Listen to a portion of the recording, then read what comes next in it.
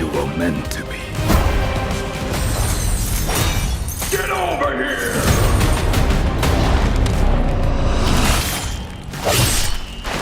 Only the strong survive. Fuck that.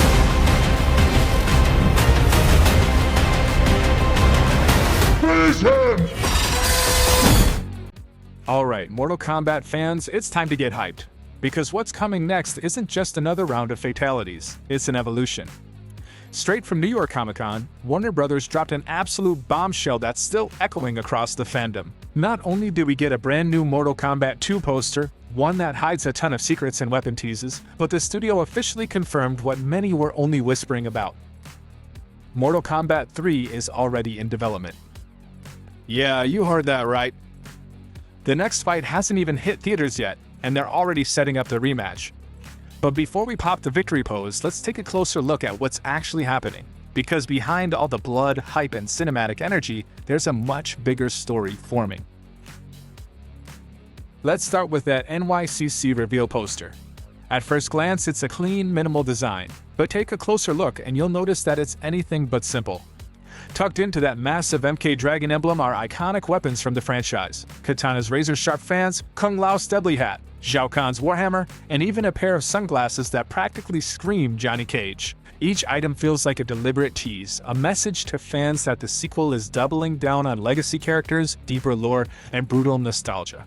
And at the bottom, the words every fan has been waiting to see: Mortal Kombat, only in theaters, May 15th, 2026.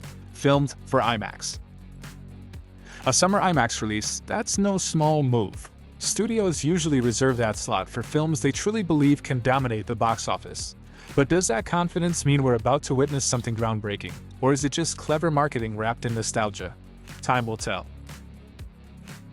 To understand why this is such a big deal, let's rewind for a second. The 2021 Mortal Kombat reboot wasn't perfect, but it reignited a franchise many thought Hollywood had buried. Released during the pandemic, when theaters were struggling and streaming was at its peak, it still managed to rake in over $84 million globally. Fans praised the choreography, fatalities, and loyalty to the source material. Critics? Not so much. The story felt like a setup, a prelude to something bigger that never quite landed. And that's exactly what the creators intended. The movie was never meant to be the story. It was the opening round. Now, Mortal Kombat II aims to finish what the reboot started. Not just continuing the saga, but expanding it into a full-blown cinematic universe.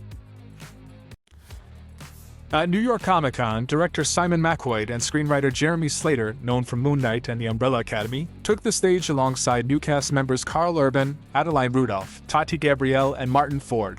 Their message was clear: this movie isn't just bigger, it's bolder, bloodier, and built for IMAX. McQuoid said, "Every time people have seen this movie, it's gained momentum. We've created a massive summer blockbuster." Originally slated for October 2025, the sequel has been pushed to May 15th, 2026. And according to McQuoid, that delay is a victim of our own success. In plain terms, the project became so ambitious they needed extra time to perfect it. It's easy to read that as a positive, but skeptics might remember that delays in Hollywood can also mean reshoots or rewrites. Still, moving to a summer slot generally signals strong studio confidence, and Warner Brothers clearly wants this to compete with heavyweights. One of the biggest criticisms of the 2021 film was pacing, the long waits between fights. Slater promised that won't be a problem this time. He admitted, "It's easy for these movies to balloon into 3 or 4 hour epics. You have to be smart about what story you're telling." He compared early screenings of Mortal Kombat II to his first time watching Avengers Endgame, a bold statement that instantly raised eyebrows. Meanwhile, McQuoid confirmed that the sequel features twice as many fights as the first movie, each one connected to the story rather than just spectacle. In between the tournament, the characters have their own missions and adventures, he said. There's never a point where you're waiting for the next fight. If that holds true, fans might finally get the non-stop, no-filler experience they've been craving. McQuoid didn't just want a bigger movie, he wanted a broader universe. "After the first one, we felt we just scratched the surface," he explained.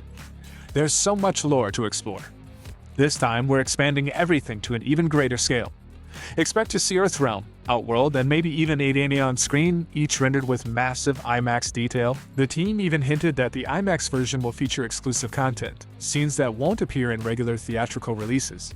So if you're a die-hard fan, McQuaid says you have to see it in IMAX. Now, that's a bold marketing hook, but whether it's truly essential or just a clever upsell remains to be seen. Let's talk about the sequel's most talked about addition, Johnny Cage. He's being played by Karl Urban, known for The Boys and Dredd, and his take on Cage is different from what fans might expect.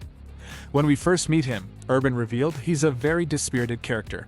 The world has forgotten who Johnny Cage is. Instead of the arrogant superstar we know from the games, this version starts at rock bottom. A has been forced to rediscover his inner fighter. Slater added, "The Johnny Cage of the games already has everything. We wanted to start him lower and watch him become the Johnny Cage we know and love."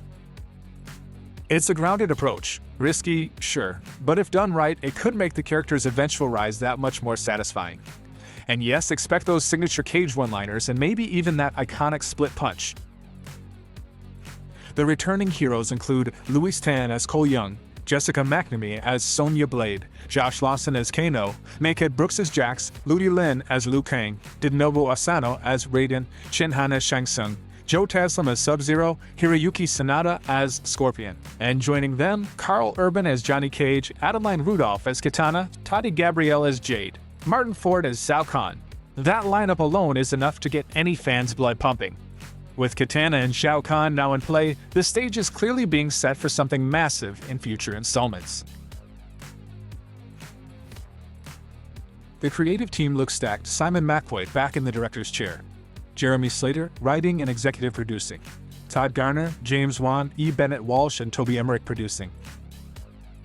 Michael Clear, Judson Scott, and Lawrence Kasanoff, who produced the 1995 classic, serving as executive producers. That's a mix of old-school legacy and modern blockbuster firepower.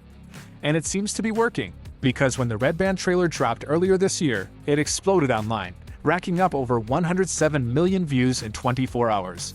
That's a new record for the franchise and a clear indicator that fans are locked in. Now here's the headline everyone's talking about. At the tail end of the Comic-Con panel, Jeremy Slater confirmed that Mortal Kombat III is officially in development. He told the crowd, "Make sure you show up next summer and let the studio know there's an audience for this movie, because we want to keep making them for you guys." The room erupted. According to insiders, Warner Bros. Has been very high on Mortal Kombat II since early test screenings. Apparently, they see it as a major leap forward from the 2021 film, enough to fast-track a third movie before the second one even premieres. It's a bold move. Optimists call it confidence. Skeptics might call it premature. Either way, Mortal Kombat III is coming, and that's undeniable. If Mortal Kombat II sets the stage, the third could be the ultimate showdown. With Johnny Cage, Kitana, and Shao Kahn introduced, the next logical step would be the true Mortal Kombat tournament, Earthrealm vs. Outworld, with the fate of the realms hanging in the balance.